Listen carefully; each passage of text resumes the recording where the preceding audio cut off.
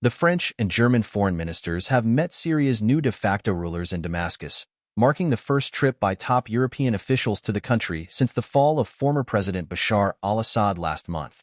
Germany's Annalena Baerbock and France's Jean-Noël Barrot held talks with Syria's de facto leader Ahmed al-Shara, also referred to as Abu Muhammad al-Jilani, in the Syrian capital on Friday.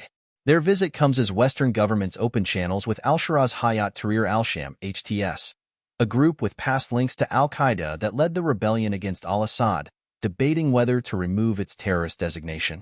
Barrot landed first in the Syrian capital on Friday morning, having posted on social media platform X that France and Germany stood with the Syrian people in all their diversity, voicing support for a peaceful and demanding transition in the service of the Syrians and for regional stability.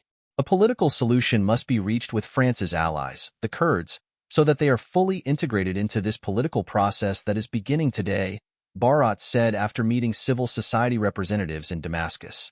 In a news briefing after meeting the new Syrian administration, Baerbock said, "In our talks today, we made clear Europe will support Syria, but Europe will not be a financier of Islamist structures. Ethnic and religious groups involving men as well as women must be involved in the constitutional process and in a future Syrian government," she added. The ministers also visited Sednaya prison, the site of extrajudicial executions, torture, and forced disappearances during the al-Assad family's decades-long rule. What the Assad regime has meant we saw today in Sednaya. This gave only a faint idea of the unimaginable physical and mental torment that took place there, Baerbock said, adding that an accountability mechanism could help the people of Syria to slowly heal the deep wounds.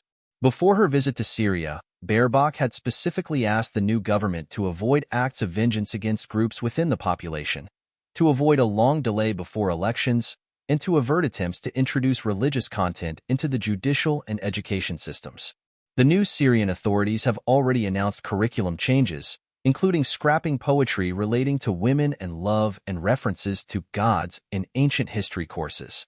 On governance, al-Shara recently stated that it could take about 3 years to present a new draft constitution and another year until elections. Baerbock said Germany wanted to overcome skepticism about HTS and help Syria return to being a functioning state with full control over its territory. Reporting from Damascus, Al Jazeera's Hashim Helbera said that the German and French foreign ministers came with a long list of demands for the new administration. They say that HTS has to renounce acts of vengeance against its opponents and embrace a moderate path.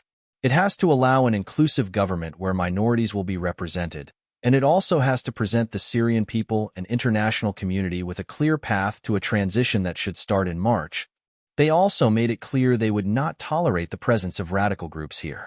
They said that there's a huge concern about ISIL taking advantage of the volatile situation in Syria to pose a serious threat to the entire region, he said.